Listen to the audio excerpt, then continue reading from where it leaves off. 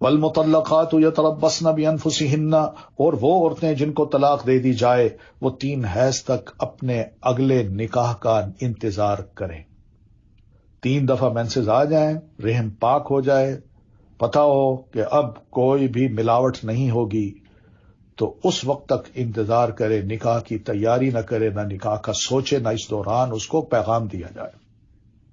ولا یحل لہن، اور اگر وہ اللہ اور یوم آخرت پر ایمان رکھتی ہیں تو ان کے لیے یہ حلال نہیں کہ اللہ نے ان کے رحموں میں جو پیدا کیا ہو، طلاق ہوئی، حاملہ تھی، تو اس کو چھپائیں تاکہ جلد از جلد دوسرے سے شادی کر لیں، اور ان کے شوہر دوران عدت انہیں لوٹا لینے کے زیادہ حقدار ہیں۔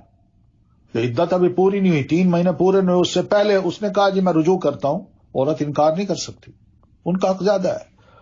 اور اگر وہ اصلاح کا ارادہ رکھتے ہوں، اور ان عورتوں کے لیے معروف طریقے سے ویسے ہی حقوق ہیں جس طرح ان پر ذمہ داریاں ہیں، مردوں پر بھی ذمہ داری ہیں تو عورتوں پر بھی حقوق ہیں، یہ دونوں نے پورا کرنا ہے۔ اور مردوں کا ان عورتوں پر ایک درجہ ہے، اس لیے کہ وہ خرچ کرتے ہیں، اور اللہ بہت زیادہ زبردست ہے، بہت حکمت والا ہے۔ تو بہرحال یہ سب چیزیں مسائل ہیں بڑے زبردست فقہی، ان کو جاننا بڑا ضروری ہے۔ الطلاق مرتان، طلاق رجعی 2 بار ہے۔ ایک بار طلاق دے دی، پھر 3 ماہ کے دوران رجوع کر لیا۔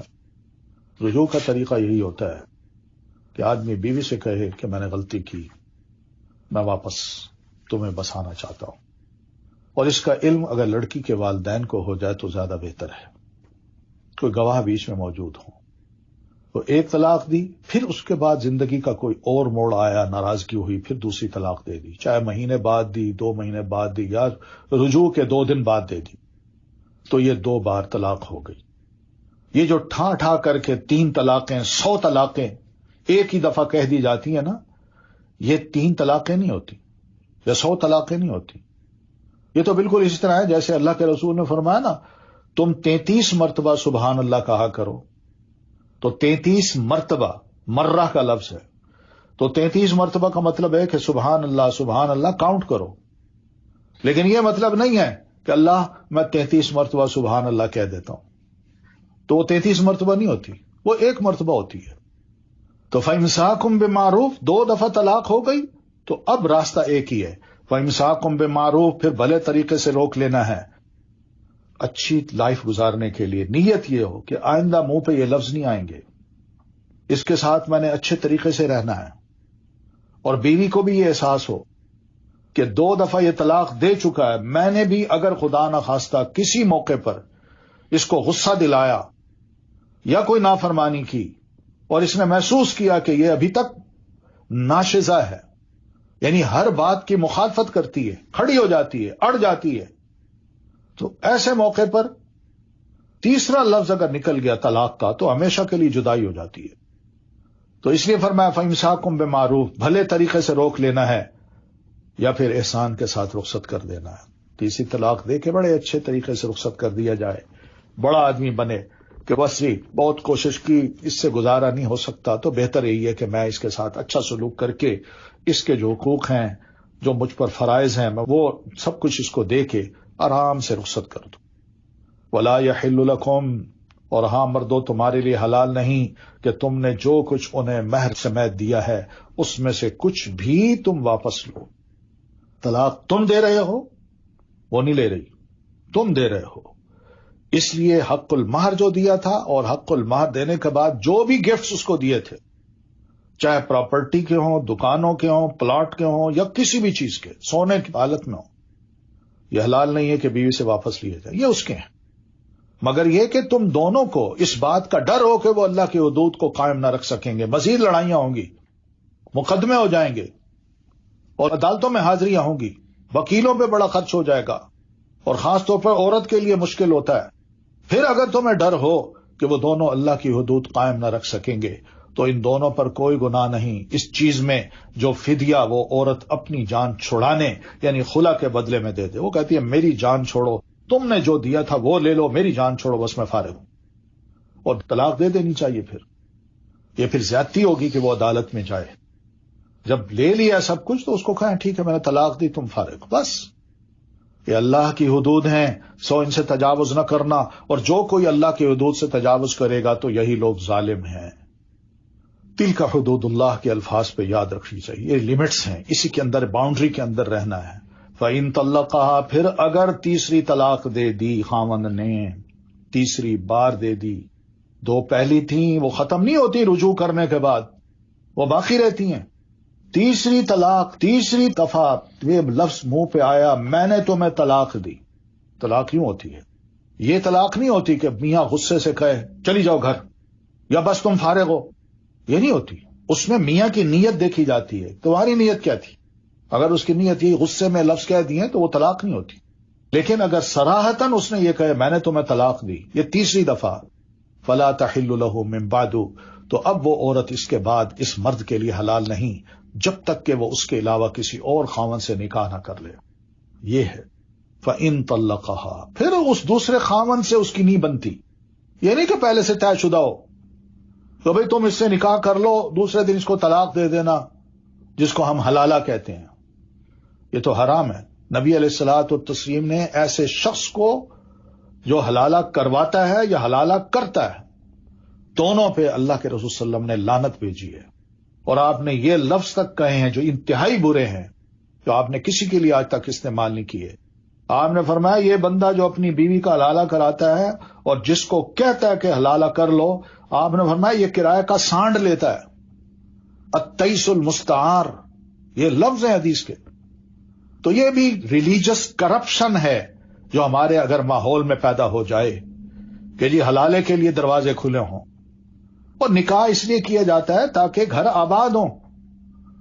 جس طرح پہلا نکاح کیا تھا وہ نیت یہی تھی کہ گھر آباد کرنا ہے، اور پھر حلالے میں تو وہ بات ہی نہیں ہوتی، وہاں نہ کسی کو دعوت دی جاتی ہے، نہ عورت دوسرے کے ساتھ نکاح کے بعد نہ مبارکباد قبول کرتی ہے، نہ سہیلیاں اس کو مبارکباد دیتی ہیں، بلکہ وہ میاں جو ہے نا وہ ذلیل و خوار ہو رہا ہوتا ہے اور بیوی کی الگ عصمت دری ہو رہی ہوتی ہے، اور پھر اس کے بعد وہ حلالہ کرا کے جب باہر نکلتی ہے تو کہتا ہے اس کی بیوی کو کہ بتاؤ میں نے تمہارے ساتھ رات کو کیا کیا۔ جب وہ بتا دیتا ہے تو پھر اس سے وہ پہلے پیسے مانگتا ہے اور پھر اس کے بعد کہتا ہے میں نے اس کو طلاق دی۔ یہ کیا طریقے ہیں؟ یہ کیا دین ہے؟ یا دین کا مذاق ہے؟ ایسی چیزوں سے ہمیں بچنا چاہیے، بے غیرتی کی علامت ہے، عورت کو ذلیل اور رسوا کرنے کی بات ہے۔ طلاق مرد دے اور ذلیل عورت کو کیا جائے، بھگتے نا وہ۔ اور ایسے حالات میں جو بچی کے والدین ہیں ان کو جرأت مند ہونا چاہیے کہ کوئی بات نہیں، یہ اگر نہیں سنبھال سکا تو اب ہم ہیں سنبھالنے والے، ہم اس کا مستقبل روشن بنائیں گے، مگر اس کو اس طرح ذلیل اور خوار نہیں ہونے دیں گے۔ وَتِلْكَ حُدُودُ اللَّهِ يُبَيِّنُهَا لِقَوْمٍ يَعْلَمُونَ، یہ اللہ کی حدود ہیں جنہیں وہ ان لوگوں کے لیے واضح کرتا ہے جو علم رکھتے ہوں۔ وَإِذَا طَلَّقْتُمُ النِّسَاءَ، اور جب تم عورتوں کو طلاق دے دو، وہ فارغ ہو گئیں، پھر وہ اپنی عدت پوری کرنے کو آئیں تو انہیں بھلے طریقے سے روک لو یا بھلے طریقے سے رخصت کر دو۔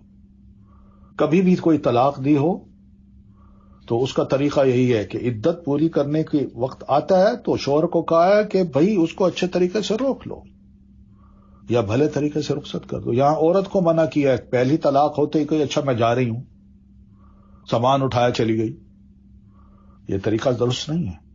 یہ میاں کا کام ہے کہ وہ جب طلاق دیتا ہے تو اس کا فرض بنتا ہے کہ وہ بیوی کو کہے کہ اب تم یہ لو اور اپنے گھر چلی جاؤ، عزت کے ساتھ، بے عزتی کر کے نہیں، ذلیل اور رسوا کر کے نہیں، اور انہیں تکلیف دینے کے لیے مت روکو کہ میں نے تمہیں رجوع نہیں کرنا، تم اسی اذیت میں رہو تاکہ تم کہیں اور شادی نہ کر سکو، یا اس کے خلاف مقدمہ کر لو تاکہ وہ مقدمہ بھگتی رہے اور کہیں اور شادی نہ کر سکے۔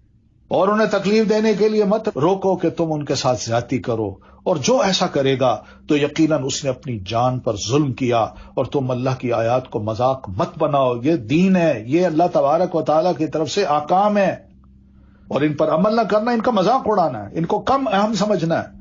اور اللہ کی جو نعمت تم پر ہے اسے یاد رکھو، اور اسے بھی یاد رکھو جو اس نے کتاب و حکمت کی صورت میں تم پر نازل کیا ہے، یعنی یہ تعلیمات، یہ احکام کہ میاں بیوی آپس میں کیسے رہیں۔ پھر اس نعمت کو صحت دی ہے، پیسہ دیا ہے، گھر دیا ہے، بچے دیے ہیں، یہ سب نعمتیں تم ٹھکرا رہے ہو محض غصے کی وجہ سے، وہ تمہیں اس کے ساتھ نصیحت کرتا ہے، اور اللہ سے ڈرو اور جان لو کہ یقیناً اللہ ہر چیز کو خوب جاننے والا ہے۔ وَإِذَا طَلَّقْتُمُ النِّسَاءَ، اور جب تم عورتوں کو 3 بار طلاق دے دو، پھر وہ اپنی عدت کی مدت پوری کر لیں، تو تم انہیں اپنے پہلے شوہروں کے ساتھ نکاح کرنے سے نہ روکو۔ دوسرا نکاح کیا، وہاں نہیں بن سکی، اس نے بھی ایک طلاق کے بعد دوسری تیسری دے دی، اب وہ واپس آ کے والدین کے پاس رہ رہی ہے، اور پہلا شوہر چاہتا ہے کہ میں اس سے نکاح کر لوں، تو والدین ہو یا لڑکی کے بھائی ہوں، ان کو اللہ فرما رہا ہے تم انہیں اپنے پہلے شوہروں کے ساتھ نکاح کرنے سے نہ روکو جب وہ معروف طریقے سے باہم رضامند ہو جائیں۔ چلی جائے، گھر میں چلی جائے، آباد ہو جائے گی، گھر میں رکھو گے اپنے، کتنے فتنے ہوں گے، اس کی فطری ضرورت خاوند ہی پوری کرے گا نا، بہن بھائیوں کی جو جذباتی باتیں ہوتی ہیں وہ تو پوری نہیں کرتی۔ یہ نصیحت اس کو کی جاتی ہے جو تم میں سے اللہ اور یوم آخرت پر ایمان رکھتا ہو، اور یہ بات تمہارے لیے زیادہ پاکیزہ اور طہارت کا باعث ہے کہ وہ اپنی گھر میں چلی جائے گی، ورنہ وہاں رہی تو فتنے الگ برپا ہوں گے، ہو سکتا ہے کوئی غلط قدم اٹھا لے، گھر سے نکل جائے، اور اللہ جانتا ہے تم نہیں جانتے۔ والوالدات یرضعن اولادہن، اور مائیں اپنی اولاد کو مکمل 2 سال دودھ پلائیں، یہ حکم اس کے لیے جو رضاعت کی مدت کو پورا کرنے کا ارادہ کرے۔ طلاق ہو گئی، بچی حاملہ تھی، بچہ ہو گیا، اب مرد کو اور عورت کو کچھ گائیڈ اللہ فرما رہا ہے۔ بچے کے تو دونوں والدین ہیں نا، اب ان میں جدائی تو ہو گئی، بچے کا کیا قصور، اس کا بھی دین خیال کر رہا ہے۔ ماں اپنی اولاد کو مکمل 2 سال دودھ پلائے۔ اگر ماں کا یہ ارادہ ہو کہ میں اس بچے کی رضاعت کی مدت پوری کروں گی، اور والد کے ذمہ معروف طریقے سے ان ماؤں کا کھانا اور کپڑا دینا ہے، والد کے ذمہ یہی ہے کہ اپنی اس مطلقہ بیوی کو، جو اب وہ اس کی بیوی نہیں رہی لیکن بچے کی ماں ہے، وہ بچہ تمہارا ہے، تم اس ماں کو اتنا کھانا دو، اتنا کپڑا دو کہ وہ اس بچے کو آرام سے پال سکے، اور اس کے بچے کے بھی خرچے دو، کسی نفس کو اس کی وسعت سے بڑھ کر تکلیف نہ دی جائے، میاں جتنا کما رہا ہے اس کی لمٹ میں اس سے لیا جائے، نہ تو والدہ کو اس کے بچے کی وجہ سے نقصان پہنچایا جائے، والدہ سے بچہ چھین لیا جائے کہ نہیں تم دودھ نہیں پلا سکتی، والدہ کی خواہش ہو، اور نہ ہی والد کو اس کے بچے کی وجہ سے کسی طرح کا نقصان پہنچایا جائے کہ تم بچے کو مل ہی نہیں سکتے، اور بچے کے وارث پر بھی اسی طرح نان و نفقہ کی ذمہ داری ہے۔ اگر باپ نہیں ہے تو بچے کا جو وارث بن رہا ہے، بچہ کل کو فوت ہو جاتا ہے، اس کے ارد گرد جو بھی ہیں، دادا ہے، نانا ہے، نانی ہے، کوئی بھی وارث بنتا ہے تو وہ پھر بچے کی طرف سے ماں کو، اس کو دودھ پلانے والی کو وہ نان و نفقہ دیں۔ پھر اگر وہ دونوں باہم رضامندی، یعنی میاں بیوی جو علیحدہ ہو چکے ہیں، بچے کے مستقبل کے لیے آپس میں باہم رضامندی اور مشورے سے دودھ چھڑانے کا ارادہ کر لیں، یہ عورت چاہتی ہے کہ میں اور شادی کروں، اس کے پاس تو جا نہیں سکتی، اور میاں یہ چاہتا ہے بس یہ بچہ 1.5 سال کا ہو گیا ہے، کافی ہے، میں زیادہ خرچے نہیں دینا چاہتا، تو ان پر کچھ گناہ نہیں۔ اور اگر تم اپنی اولاد کو کسی اور عورت سے دودھ پلوانے کا ارادہ کرو تو بھی تم پر کوئی گناہ نہیں۔ عورت فارغ ہوتے ہی کہتی ہے بچہ ہے لے جاؤ، دودھ پلواؤ اس کو کہیں، تو کسی اور سے پلوا لے، عورت شادی کرنا چاہتی ہے، اگر تم بھلے طریقے سے ان کے حوالے کر دو جو انہیں دینا طے کیا تھا، غیر عورت کو بھی اگر دینا ہے تو بھلے طریقے سے دو، اور اللہ سے ڈرو اور جان لو کہ جو بھی تم کرتے ہو یقیناً اللہ اسے خوب دیکھنے والا ہے۔ والذین یتوفون منکم، اور تم میں سے جو لوگ فوت ہو جائیں اور پیچھے بیویاں چھوڑ جائیں، تو یہ بیوی 4 ماہ اور 10 دن اپنے آپ کو انتظار میں رکھے، یعنی دوسرے نکاح کے بارے میں مت سوچے، نہ میک اپ کرے، نہ اچھے کپڑے پہنے، نہ محفلوں میں جائے، گھر میں رکھے، عدت گزارے۔ فَإِذَا بَلَغْنَ أَجَلَهُنَّ، پھر جب وہ اپنی عدت کی مدت پوری کر چکیں تو جو بھی وہ اپنی ذات کے بارے میں معروف طریقے سے کریں تو تم وارثوں پر کوئی گناہ نہیں۔ یعنی وہ اگر یہ چاہتی ہیں کہ میں فلاں جگہ شادی کرنا چاہتی ہوں، یا فلاں کا میسج آیا ہے تو یہ قبول کرتی ہوں، تو والدین نہ روکیں، معروف طریقے سے اگر یہ سب کام ہوتے ہیں۔ واللہ بما تعملون خبیر، اور اللہ جو کچھ تم کرتے ہو پوری طرح باخبر ہے۔ ولا جناح علیکم، اور تم پر کوئی گناہ نہیں اگر تم ان عورتوں کو جو عدت میں ہوں اشارتاً پیغام نکاح بھیجو۔ اشارتاً، مثال کے طور پر کوئی عورت جاتی ہے تو وہ کہتی ہے فلاں بندہ جو ہے وہ کہہ رہا تھا کہ میں شادی کرنا چاہتا ہوں، یہ نہ کہ تم سے، یا اس کا ارادہ یہ ہے، بس ہلکا پھلکا اشارہ، یا اپنے دلوں میں چھپائے رکھو، پھر بھی کوئی گناہ نہیں کہ یہ عورت عدت گزار لے، میں اس سے شادی، مرد کی کمزوریاں ہیں، اللہ جانتا ہے، اللہ جانتا ہے کہ یقیناً تم ان کا ذکر ضرور کرو گے، لیکن تم ان عورتوں سے نکاح کا خفیہ وعدہ نہ کرو جو عدت میں بیٹھی ہوں، وعدہ کرو کہ عدت کے بعد تم مجھ سے نکاح کرو گی اور کسی اور سے نہیں کرو گی، نہ سوائے اس کے کہ تم کوئی بھلی بات کہو، اور تم عقد نکاح کا عزم نہ کرو یہاں تک کہ مقرر میعاد یعنی عدت اپنے اختتام کو پہنچ جائے۔ صبر کرو، حوصلہ کرو، جلد بازی میں یہ کام نہ کرنا، اور جان لو کہ یقیناً اللہ جانتا ہے جو تمہارے دلوں میں ہے، لہذا اس سے ڈرو اور جان لو کہ بے شک اللہ بہت بخشنے والا، بہت بردبار ہے۔ لا جناح علیکم ان طلقتم النساء، اور جن عورتوں کو تم نے ہاتھ نہ لگایا ہو اور یا ان کے لیے کوئی مہر مقرر نہ کیا ہو تو تم پر کوئی گناہ نہیں کہ تم انہیں طلاق دے دو۔ یہ بڑے کیسز ہوتے ہیں، نکاح ہو گیا، بس آپس میں دور کھڑے ہو کے ایک دوسرے کو الیک سے الیک کی، مہر بھی مقرر نہیں ہوا، نکاح کے بعد واپس چلے آئے کینیڈا اور ٹیلی فون پہ کچھ لڑائی ہوگی، طلاق دے دی۔ یہ کیسز ہیں۔ تو ایسی عورت جس کو ہاتھ بھی نہیں لگایا، نہ کوئی حق المہر کا مقرر کیا، تو اگر وہ طلاق دے رہا ہے تو ٹھیک ہے، دے دے، لیکن تم انہیں مال و متاع دو، وسعت والا اپنی وسعت کے مطابق اور تنگ دست اپنی حیثیت کے مطابق ضرور دے، بھلے طریقے سے فائدہ پہنچانا ہے، آخر وہ اس نے ظاہر نکاح کے موقع پر والدین نے شاید بڑا خرچ کیا ہو، کم از کم بچی کو تو فائدہ ہو جائے۔ احسان کا رویہ اختیار کرنے والوں پر ان عورتوں کا یہ حق ہے۔ وَإِن طَلَّقْتُمُوهُنَّ، اور ایک دوسرا طریقہ، اگر تم نے ان منکوحہ عورتوں کو ہاتھ لگانے سے پہلے طلاق دے دی اور ان کے لیے مہر مقرر کر دیا، پہلے مہر مقرر نہیں تھا، طلاق دے دی، ہاتھ نہیں لگایا، یعنی انگوٹھی تک نہیں پہنائی، اب تو مسئلہ یہ ہے کہ نکاح سے پہلے انگوٹھیاں پہنا دی جاتی ہیں، یہ ہاتھ لگ چکا ہے، اسی لیے دین نے منع کیا ہے کہ اس قسم کے کام ہم نہ کریں۔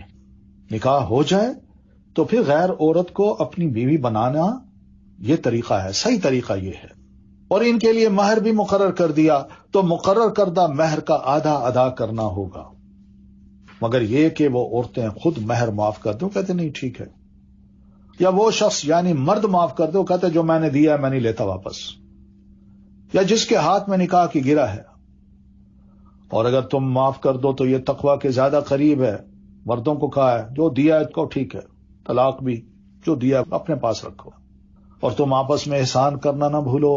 سبحان اللہ، جدائی کے وقت بھی دیکھیے اللہ فرما رہے ہیں جدائی کے وقت بھی ایک دوسرے پر احسان کرنا ہے، مت بھولنا اس کو، یہ جس کے ساتھ تم بھلا کرو گے کل کو ہو سکتا ہے اللہ تمہارے ساتھ ایسا بھلا کر دے۔ ان اللہ بما تعملون بصیر، یقین مانو جو کچھ تم کرتے ہو اللہ خوب دیکھنے والا ہے۔ حافظوا علی الصلوات، سب نمازوں کی حفاظت کرو۔ پہلے حقوق العباد کی بات ہو رہی تھی، اب حقوق اللہ کی بیچ میں بات آ گئی، بھولا نہیں ہے۔ اللہ فرماتے دنیا کے معاملات ہیں نا، ان کے حقوق بھی پورے کرو، اور کم از کم ان حقوق کو ادا کرتے دوران سب نمازوں کی بھی حفاظت کرو، بالخصوص درمیانی نماز کی، اور اللہ کے لیے فرما بردار بن کر کھڑے ہو جاؤ۔ یہ تمہیں بار بار سبق دے گا، نمازوں کی نگرانی، نمازوں کی پابندی، رب کے حضور دعائیں، عاجزی، سوچنے کا موقع دے گا کہ میں کوئی غلطی تو نہیں کر رہا، بیوی کے ساتھ کچھ زیادتی تو نہیں کر رہا، طلاق دے رہا ہوں کو خدا نہ خواستہ یہ چیزیں کوئی میرے خلاف تو کل کو حجت نہیں بنے گی۔ نماز کی حفاظت، اللہ کے حقوق کی حفاظت ہو تو پھر بندوں کے حقوق کی حفاظت کرنا بھی بندے کو آ جاتا ہے۔ فَإِنْ خِفْتُمْ، اور اگر تمہیں نماز ادا کرتے دوران دشمن کا خوف ہو تو پیدل یا سواری پر ہی نماز پڑھ لو، پھر جب تم امن میں آ جاؤ آرام سے نماز پڑھ سکتے ہو تو اللہ کو یاد کرو جیسے اس نے تمہیں سکھایا ہے جو تم نہیں جانتے تھے۔ پھر ایک اور بات، والذین یتوفون منکم، اور جو لوگ تم میں سے فوت ہو جائیں اور بیویاں چھوڑ جائیں، وہ اپنی بیویوں کے حق میں 1 سال تک بغیر گھر سے نکالے فائدہ یعنی نان و نفقہ پہنچانے کی وصیت کریں۔ ہاں اگر وہ عورتیں خود نکل جائیں تو تم پر کوئی گناہ نہیں، جو بھی وہ اپنی ذات کے بارے میں بھلے طریقے سے فیصلہ کریں، اور اللہ بہت زبردست ہے، خوب حکمت والا ہے۔ وَلِلْمُطَلَّقَاتِ مَتَاعٌ بِالْمَعْرُوفِ، اور طلاق یافتہ عورتوں کو بھلے طریقے سے کچھ نہ کچھ فائدہ پہنچانا ہے، یعنی طلاق کا کوئی فائدہ وہ پہنچانا ہے. یہ عورتوں کا حق ہے متقی لوگوں پر. اسی طرح اللہ بیان کرتا ہے تمہارے لیے اپنی آیات کو واضح طور پر تاکہ تم عقل سے کام لو. اب بتایا کہ اللہ کی چھوٹی سی نافرمانی سے کیا ہوتا ہے. کیا خدا کا خوف نہ ہو، کسی اور کا خوف ہو تو بندے کا کیا حال ہوتا ہے.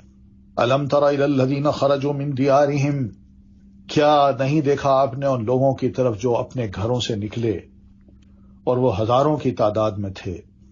فقال لهم اللہ، موت کے ڈر سے، حذر الموت، موت کے ڈر سے، موت سے بچنے کے لیے وہ اپنے گھروں سے نکل پڑے.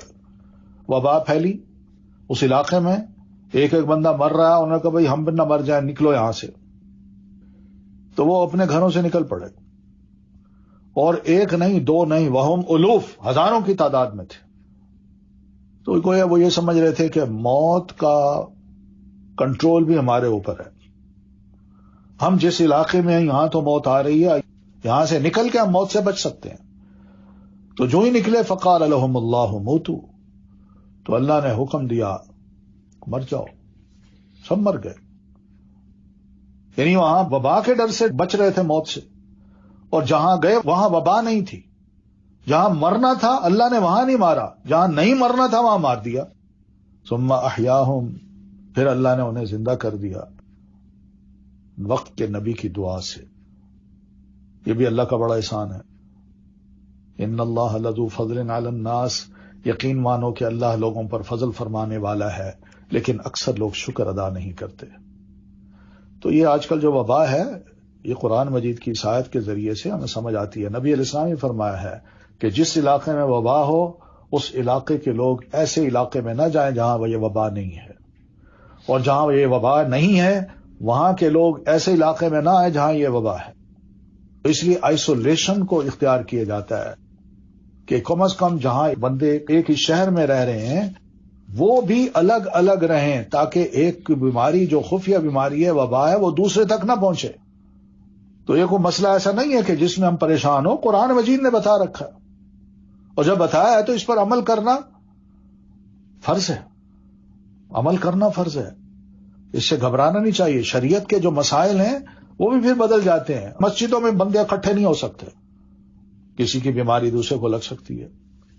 تو مسجدیں بند ہو جائیں تو یہ خدا نہ خواستہ یہ نہیں ہے کہ اللہ ہم سے ناراض ہے، بلکہ اس کا مطلب یہ ہوتا ہے کہ ہم مزید رب کے حضور جھکیں، اور جھکنے کی جگہ مسجد کے علاوہ گھر بھی ہے. اللہ تعالیٰ نے ساری زمین کو مسجد بنا دیا اس امت کے لیے، اس لیے گھروں کے اندر بھی وَجْعَلُوا بُيُوتَكُمْ قِبْلَةً، اپنے گھروں کو بھی قبلہ تم بنا لو. تو وہی نماز با جماعت پڑھو، اپنے بچوں کے ساتھ، اپنی بیویوں کے ساتھ، اپنی اولاد کے ساتھ. وَقَاتِلُوا فِي سَبِيلِ اللَّهِ، اور اللہ کے راستے میں جنگ کرو، اور جان لو کہ اللہ خوب سننے والا، خوب جاننے والا ہے. من ذا الذی، کون ہے وہ جو قرض دے اللہ کو قرض حسنا تو وہ اسے اس کے لیے کئی گنا زیادہ بڑھا دے. اور اللہ ہی تنگی بھی کرتا ہے اور کشادگی بھی، اور اسی کی طرف تم سب لوٹائے جاؤ گے. قرض حسنا سے مراد یہ ہے کہ اللہ کو دو، اس کی راہ میں خرچ کرو، پھر ثواب کی امید رکھو، اور وہ دل کی خوشی سے دیا گیا ہو، اور حلال مال سے دیا گیا ہو، احسان نہ جتایا گیا ہو، اور اذیت بھی نہ دی جائے. تو من کہہ کے ترغیب دی اللہ تعالیٰ نے. کون ہے جو اللہ کی راہ میں قرضہ دینا چاہتا ہے؟ حالانکہ مال اسی کا ہے، قرض سمجھ کے وہ لے رہا ہے. قرض اس لیے لیا جاتا ہے واپس لوٹایا جائے، اور اللہ فرماتا ہے جب میں لوٹاؤں گا تو کئی گنا زیادہ لوٹاؤں گا. الم تر الی الملأ من بنی اسرائیل من بعد موسیٰ، کیا آپ نے موسیٰ کے بعد بنو اسرائیل کے سرداروں کی ایک جماعت کو نہیں دیکھا جب انہوں نے اپنے نبی سے کہا کہ ہمارے لیے تم ایک قیادت مقرر کر دو، یعنی بادشاہ مقرر کر دو، نقاتل فی سبیل اللہ، تاکہ ہم اللہ کی راہ میں لڑ سکیں. قال هل عصیتم ان کتب علیکم القتال، تو نبی نے کہا کہیں ایسا تو نہیں ہوگا کہ تم پر لڑائی فرض کر دی جائے تو اس وقت تم کہو اللہ تقاتلوا، ہم نہیں لڑ سکتے. قالوا، وہ کہنے لگے وما لنا، کیوں نہیں، ہم کیوں ایسا کہیں، اللہ نقاتل فی سبیل اللہ، ہم تو لڑیں گے اللہ کی راہ میں. وقد اخرجنا من دیارنا، جبکہ ہمیں ہمارے گھروں سے اور ہمارے بیٹوں سے نکال دیا گیا ہے. فلما کتب علیہم القتال، پھر جب ان پر لڑائی فرض کر دی گئی، تولوا، ویسا ہی ہوا جیسے نبی کو خدشہ تھا. کیونکہ لوگ جو ہے نا دوسروں کو اکساتے ضرور ہیں، اور جی کام کیجئے، ہم آپ کے ساتھ ہیں، آپ کا پسینہ گرے گا، ہمارا خون گرے گا.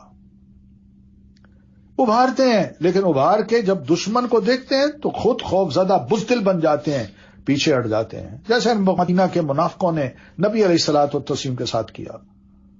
واللہ علیم بالظالمین، ایسے ظالموں کو اللہ خوب جانتا ہے. وقال لهم نبیہم، ان کے نبی نے ان سے کہا کہ بے شک اللہ نے تمہارے لیے طالوت کو بادشاہ مقرر کر دیا ہے. لیجئے، بادشاہ مقرر ہو گیا. وہ جو ہی نام سنا تو کہنے لگے انا یکون لہ الملک علینا، وہ ہم پر کیسے بادشاہ بن سکتا ہے. وَنَحْنُ أَحَقُّ بِالْمُلْكِ مِنْهُ، جبکہ ہم اس کی نسبت بادشاہت کے زیادہ حقدار ہیں. پھر دوسری بات وَلَمْ يُؤْتَ سَعَةً مِّنَ الْمَالِ، اس کے پاس تو مالی وسعت بھی نہیں ہے. کو مالدار بادشاہ بنتا ہے، غریب تھوڑی بنتا ہے، عام سپاہی تھوڑی بنتا ہے. یہ ٹرینڈ ہے جو دنیا کا اب بھی بنا ہوا ہے.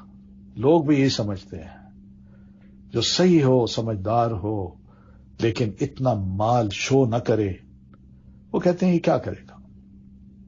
قال، جواب میں نبی نے کہا ان اللہ اصطفاہ علیکم، اللہ تعالیٰ نے اس کو تم پر چنا ہے اس لیے کہ اسے علم اور جسم کے اعتبار سے زیادہ وسعت دی ہے.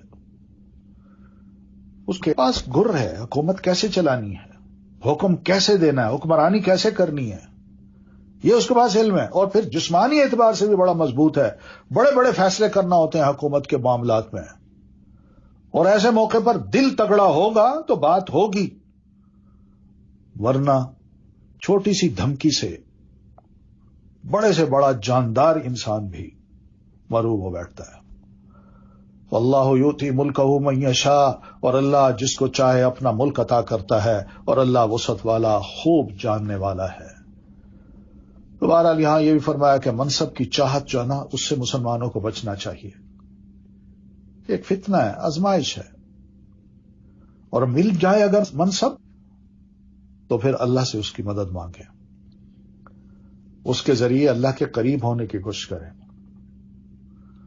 پھر جسمانی فضیلت اگر اللہ تعالیٰ نے دے رکھی ہے اور علم کی فضیلت دے رکھی ہے تو یہ بھی یاد رکھیں کہ هل يستوي الذين يعلمون والذين لا يعلمون، جو علم رکھتے ہیں اور جو نہیں رکھتے کیا دونوں برابر ہیں؟ نہیں، اللہ کے نزدیک بھی برابر نہیں، پبلک کے نزدیک بھی برابر نہیں. پھر ایمانی فضیلتوں میں جسمانی فضیلت جو ہے نا وہ بڑی اہم چیز ہے، ایمان کے ساتھ جسمانی فضیلت. تو یہ بہرحال وہ سیدنا ابن مسعود کی بات یاد ہو کہ وہ پیلو کی مسواک چن رہے تھے درخت کے اوپر، ان کی پنڈیاں بالکل پتلی تھیں، ہوا جب چلتی تو وہ لڑکھڑانے لگتے، تو نیچے کھڑے لوگ دیکھ کے ہنستے تھے. تو رسول اللہ نے دیکھا، پوچھا کیوں ہنس رہے ہو؟ لوگوں نے کہا اللہ کے نبی ان کی پتلی پتلی پنڈلیاں دیکھ کر. تو آپ نے فرمایا اس ذات کی قسم جس کے ہاتھ میں میری جان ہے، یہ دونوں پنڈلیاں میزان میں احد پہاڑ سے بھی زیادہ وزنی ہیں. مسند احمد کی یہ روایت ہے. سوچیں آپ، ایمان کی فضیلت بہت بڑی ہے. وقال لهم نبیہم، اور ان کے نبی نے ان سے کہا کہ اس کی بادشاہت کی علامت یہ ہوگی کہ تمہارے پاس وہ تابوت واپس آ جائے گا، صندوق جس میں تمہارے رب کی طرف سے تسکین کا سامان ہے، اور آل موسیٰ اور آل ہارون کے چھوڑے ہوئے بقیہ جات بھی ہیں، یہ تبرکات بھی اس میں ہیں، جسے فرشتے اٹھائے ہوئے ہوں گے. یقیناً اس میں تمہارے لیے ایک بڑی نشانی ہے اگر ہو تم ایمان لانے والے. وہ جھنڈے کی علامت دے دے گا تم اس کے بچاؤ کے لیے کہ یہ ہمارے پیارے نبی جناب موسیٰ علیہ السلام اور آل ہارون کے چھوڑے ہوئے بقیہ جات ہیں. اب یہ جھنڈے کا کام دے گا اور تم کم از کم اس کے بچاؤ کے لیے ضرور لڑو گے اگر ہو تم ایمان لانے والے. پھر اس کے بعد فرمایا فلما فصل طالوت بالجنود، کہا پھر جب جناب طالوت اپنے لشکر کو لے کے اپنے علاقے سے نکل گئے تو قال ان اللہ مبتلیکم، تو انہوں نے کہا اپنی فوج کو کہ اللہ تعالیٰ تمہیں آزمانے والا ہے بنہر، ایک اگلی آنے والی نہر کے بارے میں. فمن شرب منہ فلیس منی، تو جس نے اس سے پی لیا اس کا مجھ سے کوئی تعلق نہیں، اور جس نے اس سے کچھ بھی نہ چکھا وہ مجھ سے ہے. ہاں، جس نے ایک چلو اپنے ہاتھ کا پانی سے پی لیا ہو اس کو اجازت ہے، زیادہ نہیں. کیوں؟ اس لیے کہ بندہ پیٹ بھر لے تو پھر ڈھیلا پڑ جاتا ہے، لڑائی نہیں کر سکتا، وہ سست ہو جاتا ہے، بہادر نہیں بنتا.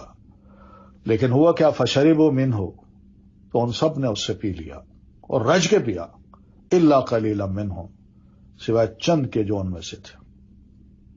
چلے پھر فلما جاوزوا، پھر اس نہر کو جب کراس کر بیٹھے وہ طالوت والذین آمنوا معه، اور جو ان کے ساتھ مومن تھے، قالوا، اب یہ جو فوجی تھے کہنے لگے، لا طاقت لنا اليوم بجالوت وجنودی، بھائی جالوت اور اس کے لشکر کے مقابلے میں آج ہمارے پاس لڑنے کی کوئی طاقت و ہمت نہیں ہے.